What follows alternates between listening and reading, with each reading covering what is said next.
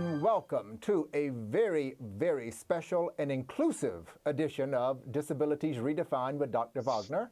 I am yours truly, Dr. Truett Wagner, very happy to be here as always.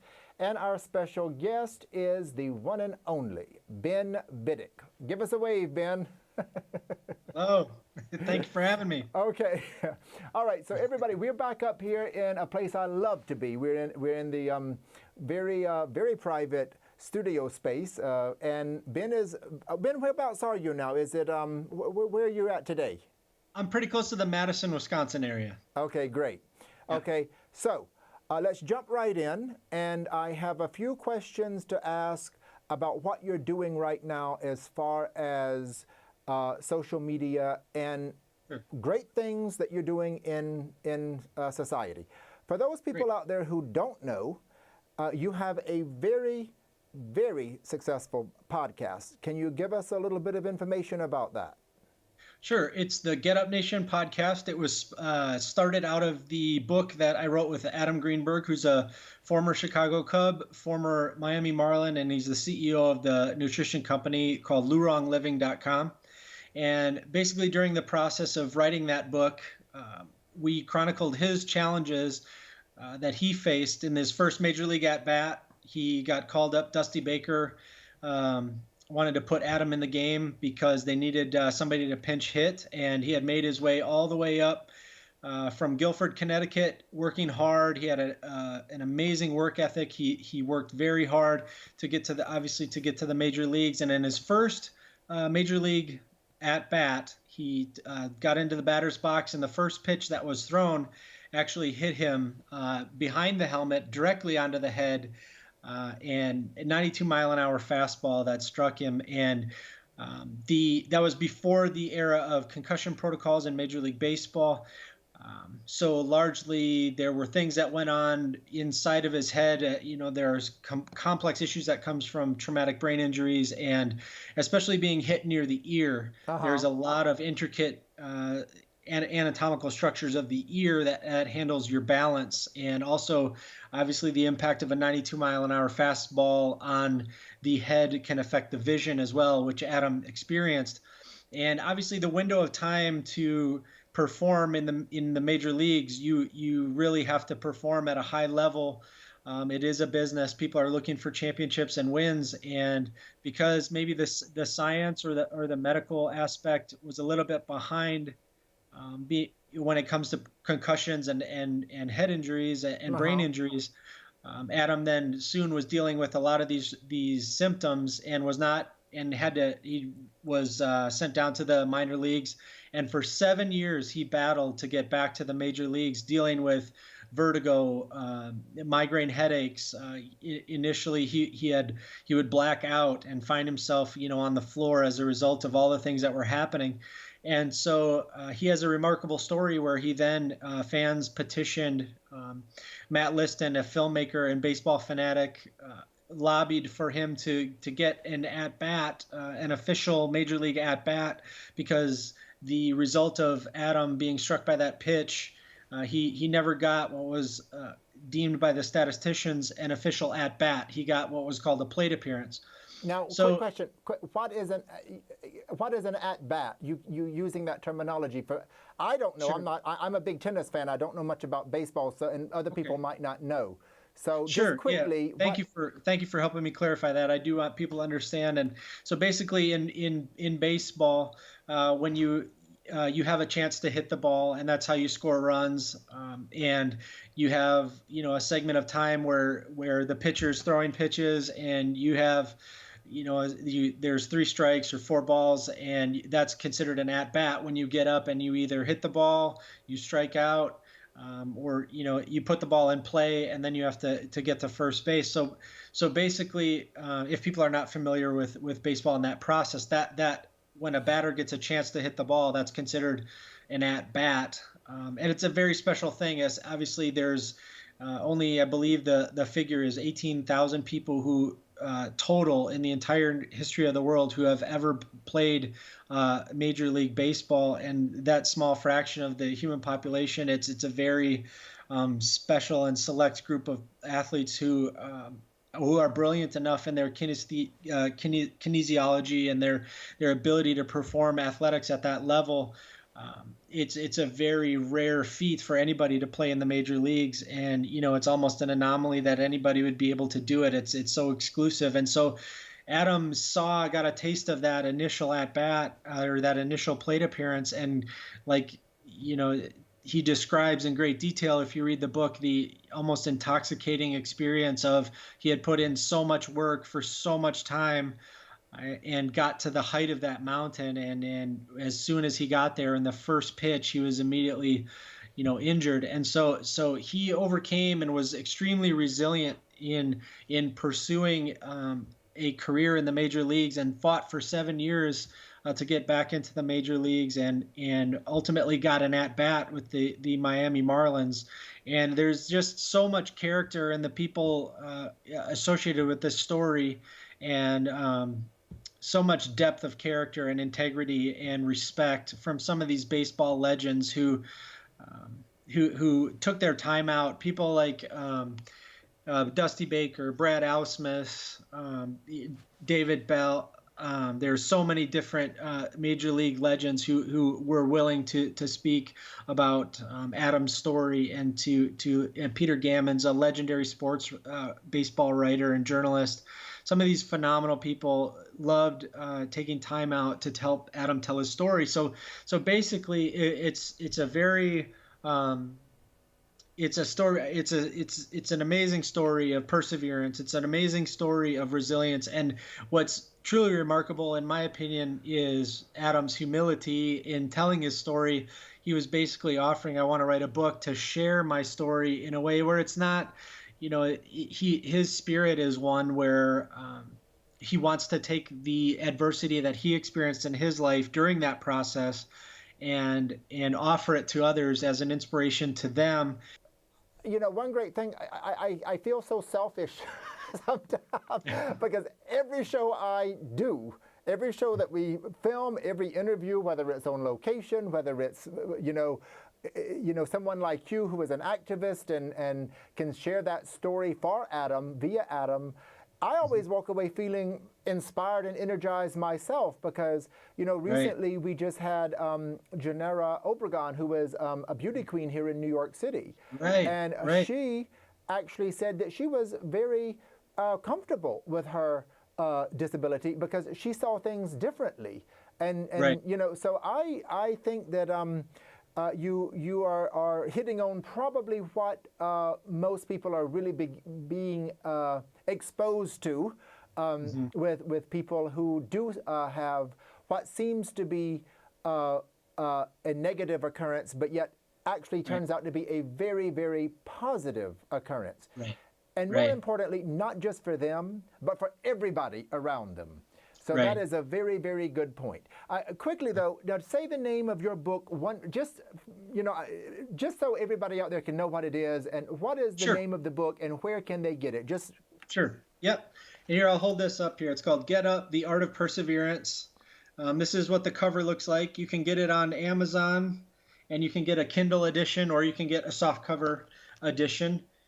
So if you just go to Amazon or you go to Google and just do a Google search on Get Up, The Art of Perseverance, or Chicago Cub Adam Greenberg, that'll get you where you need to go. And then if you want to look for the podcast content, we're on a number of different social media platforms and podcast platforms. Yes, so. And I love the podcast. I've been kind of busy the end of the semester with things going on, but I've got a few to catch up. But another quick question. Now, when I was doing my homework on you, it seems sports is always there. But now your podcast isn't necessarily specifically about sports. It's about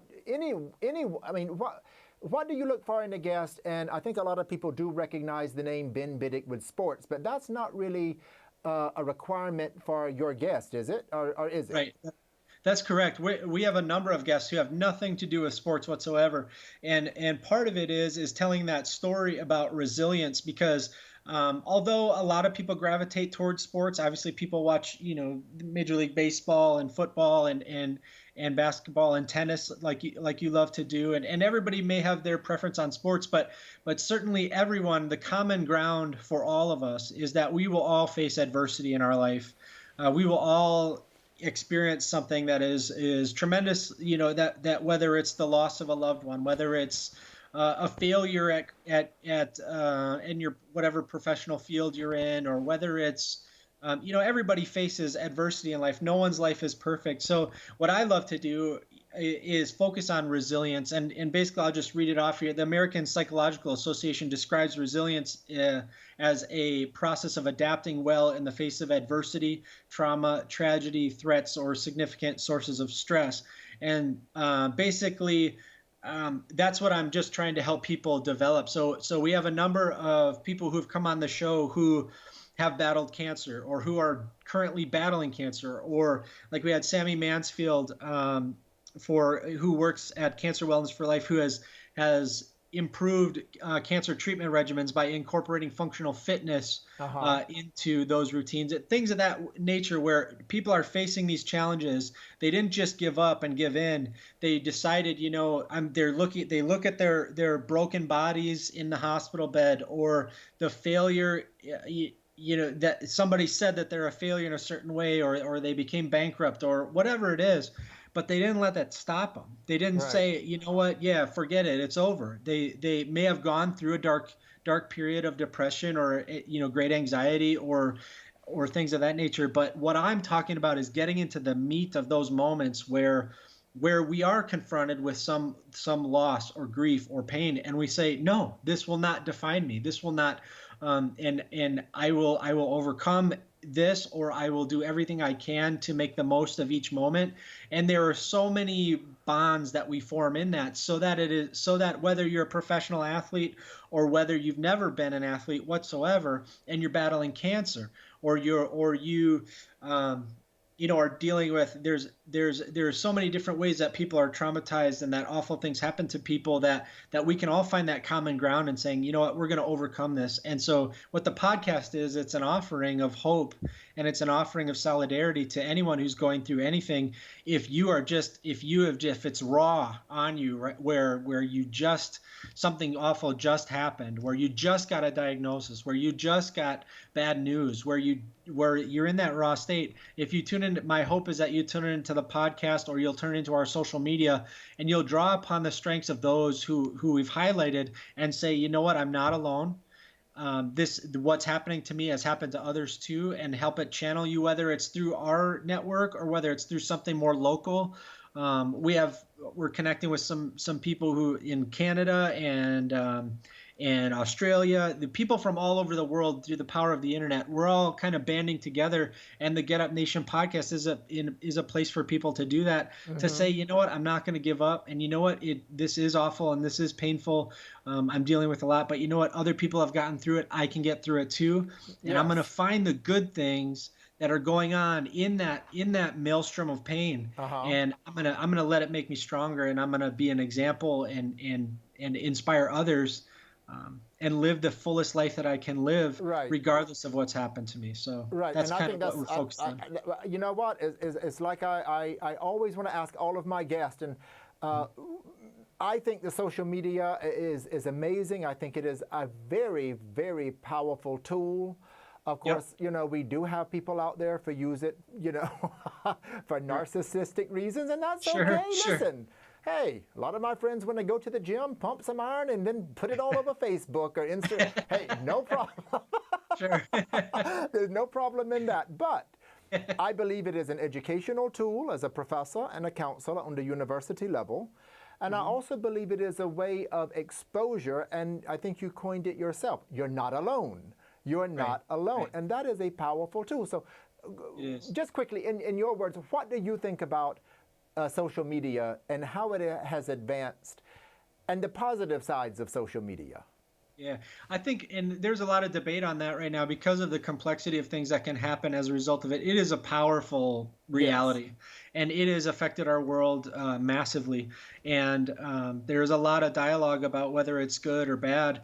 But regardless of, negatives or positives about things, it's here. And so the way I look at it is, it's a capability that's in our hands, and if we and it's up to us to use it in a way, Yes. that betters the world. And so if we take a passive approach, or a kind of victimization approach, or a helplessness approach, we'll miss so much of the opportunity Yeah. of what it can do for us. I, And I think if we look at it and take responsibility for it and take ownership of it, we can fully utilize its power and potential. Like, I would have probably, without social media, I live, my 1,000 miles away from you, and yet today I have the honor of following your content that you put out on social media, of very good following your point. show. I get to meet your amazing guests through what you're putting out on YouTube, and I get to have that powerful experience.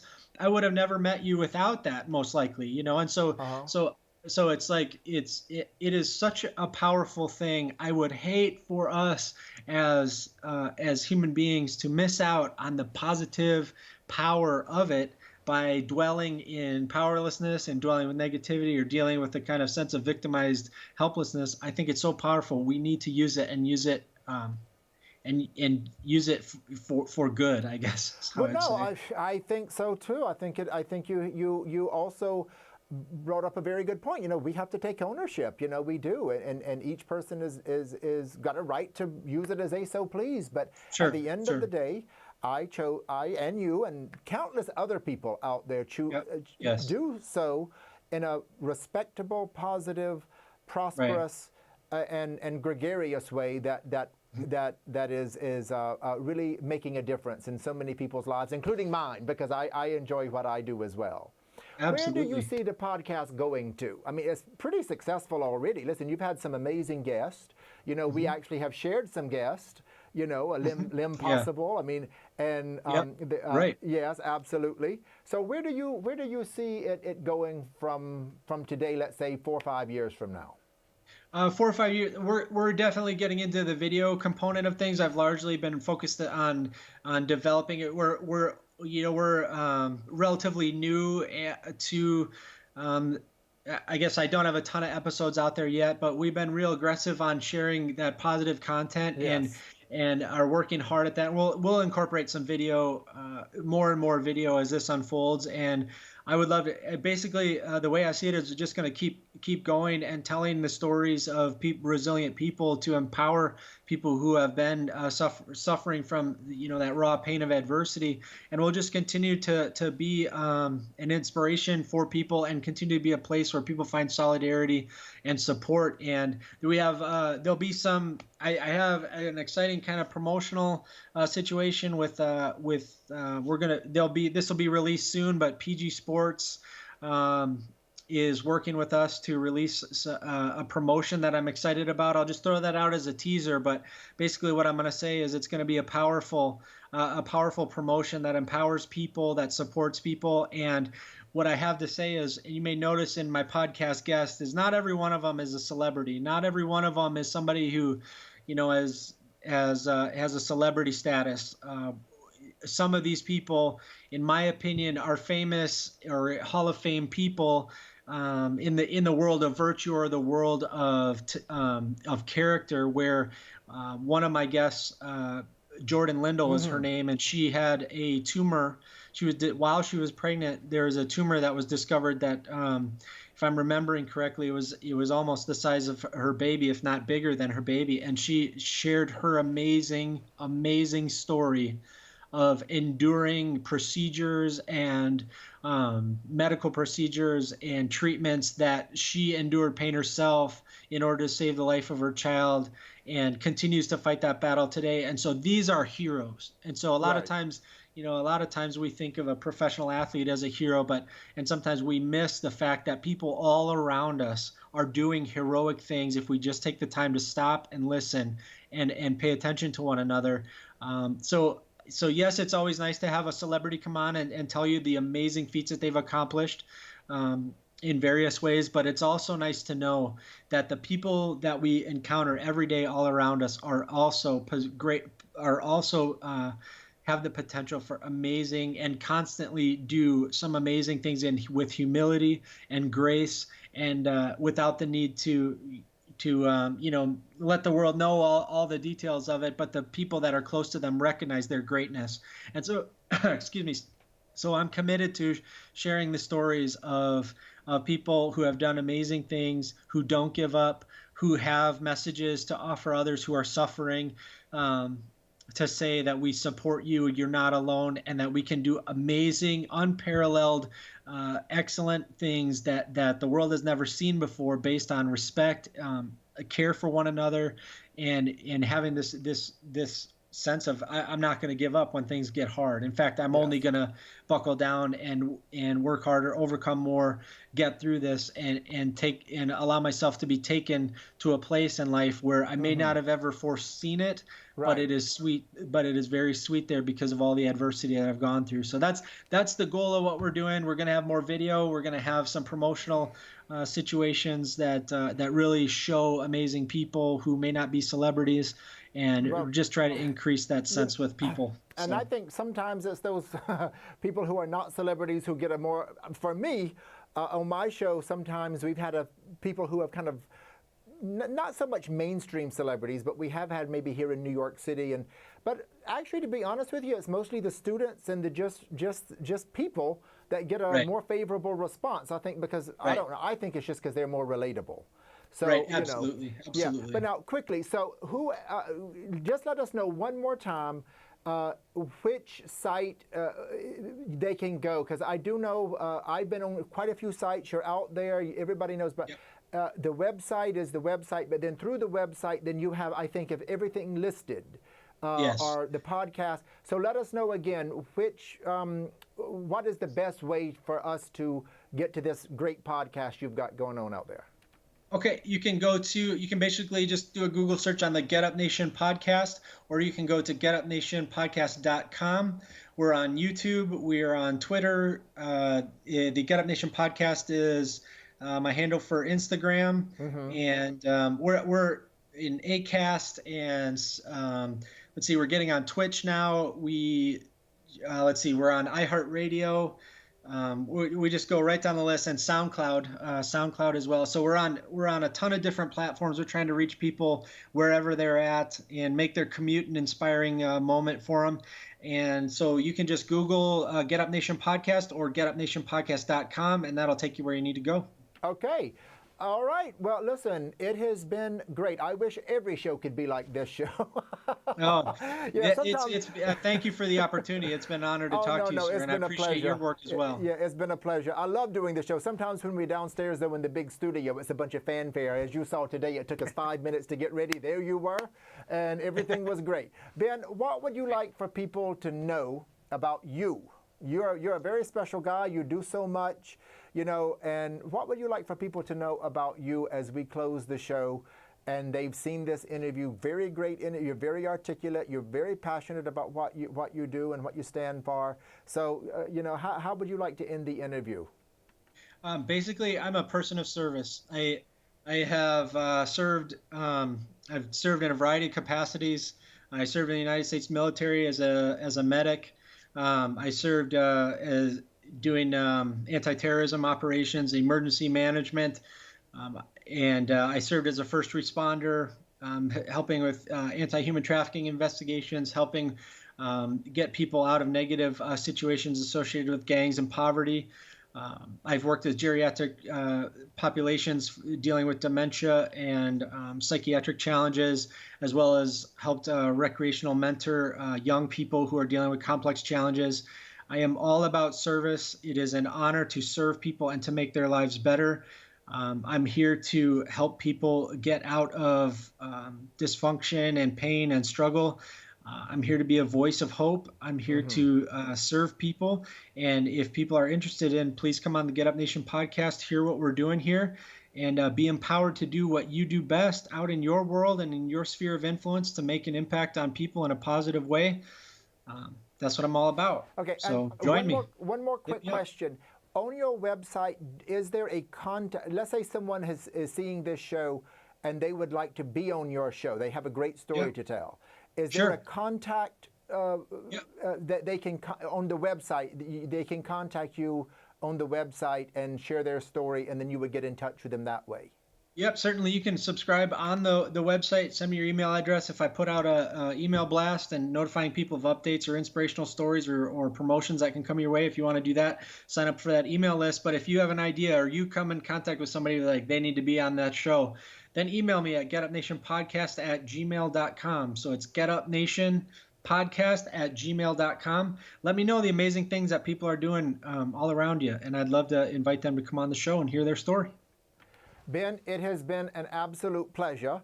I cannot thank you enough. I do want to say, when you see the show, I'm looking at you on a monitor here, and it's going to look somewhat odd when we're speaking because on the camera, the way the tech has put it up, we're all around. You're all around me, but I'm looking in an entirely different direction. So I do want to make that distinction because behind the camera here, they keep saying, "Let everybody know you're looking at Ben this way." But Okay. you look great. There's a gazillion Bens around me right now. If the world could just be so lucky, right? All right. It was a pleasure, and we'll talk to you soon. Absolutely. Thank you so much And for the opportunity. when you're in Thank New you. York, will you be on our show? Yeah, if I next time I get to New York, I will let you guys know. Thank you. We'll get together. All right. Thank you so much. Thank you. Take care. Take care.